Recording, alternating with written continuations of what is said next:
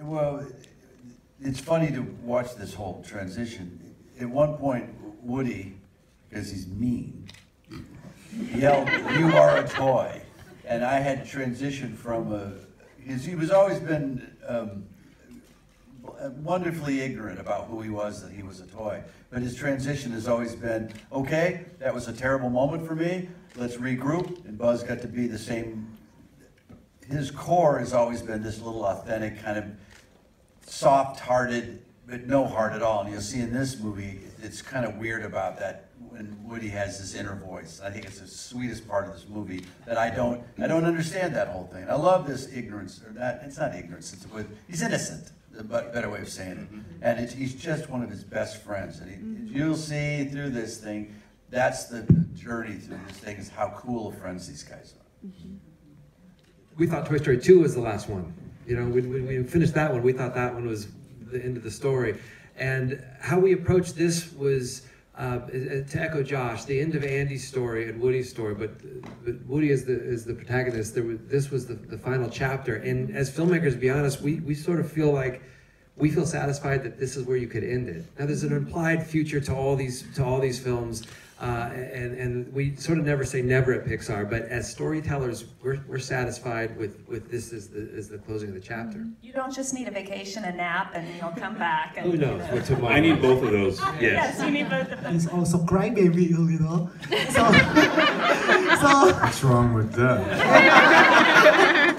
So Keanu, how do you get into his character, or let's say, how do you unleash your crybaby side after being badass John Wick to crybaby? I think that all of the characters, and I think this is what's really cool about Disney and Pixar and Josh, all of the creators of the stories and the characters themselves and the performances, is that I think we can identify, there's so many different kinds of people going through different things.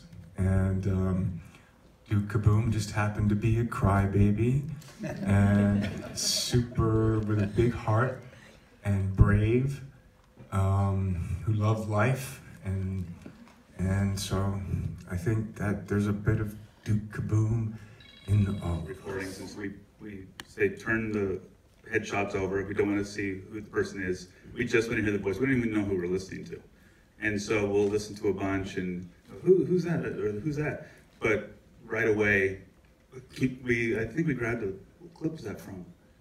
One of your movies we grabbed and we're listening to, and we all went, whoa, who's that? Who's that? Who's that crybaby?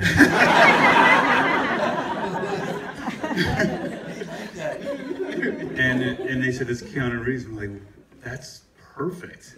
And we're just so grateful that Keanu agreed to.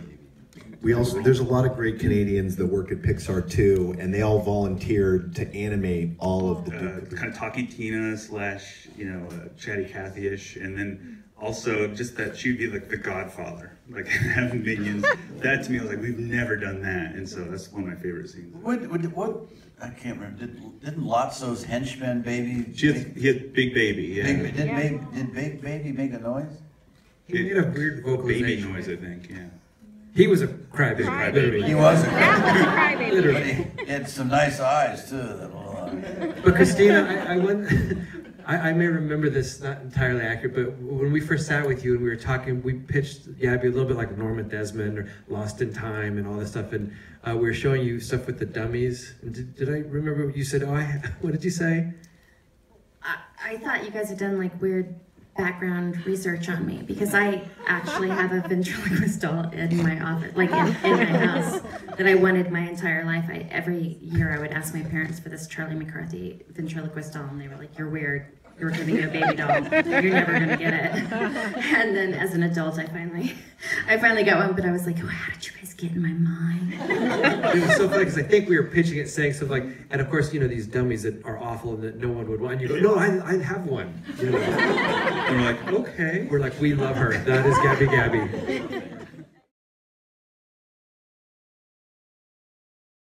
described him as, he's kind of nervous, and I was like, check. He asks a lot of questions, check. And he's kind of gullible to a fault, and I was like, bingo, I'm in. So I just love that he, sees everything as new, and I mean, mainly I love that he's a character that his home place is trash. Bold and courageous, seasoned gal. It's been lovely. Mouse. And when I saw the movie, I never predicted that this was going to be the end of Woody's story. I didn't think that this is where it was going to go, but it's so beautiful and so perfect. And I was just wondering, what were your thoughts and emotions when you first read the script for Toy Story 4? Reading the script, that's hilarious. The way this has worked, on the first one, and this was now 4 years ago, we did, well, good luck. And then they say, as soon as they start talking about Gabby or do Caboom, or the true catalyst of Toy Story 4, so much that it's called Toy Story Forky, Tony Hale is Forky. Because look at that, look what he is. He is a bunch of stuff that has been empowered by the imagination of his creator. And that is the essential. That's what being a toy is. That's the great power of what a toy has. So they did it. These crackpot geniuses up there at Pixar. It was perfect. Absolutely perfect. Thank you. Did you go through anything for his personality? I just dove into a lot of pain. I think it's like, because somebody mentioned, what was really funny is when I came into Pixar, they had attached some lines from Buster Bluth and Gary Walsh from Veep to Forky, just to kind of give him his kind of essence. Decent or not, you have to put up. You can't escape it, no matter how much you want it, But there has been this interesting thing about Toy Story, is that it exists sort of by audience demand, by way of audience need. If the second movie hadn't worked out, or it had petered out somehow, I think we would have lost the confidence of everybody who has watched it. So all of these movies exist because they were willed into existence by the audience who was willing to invest it and return right where they were, and by the people at Pixar who did not take their responsibilities lightly. Is that the last line? And they all said, yeah, that's it. And it was, we were back in the original, we were in studio... Stage B. Yeah. Disney. Stage B. So they recorded Doc, who was the mixer, was through the glass, and that's where it all began, and that's where it was all ending.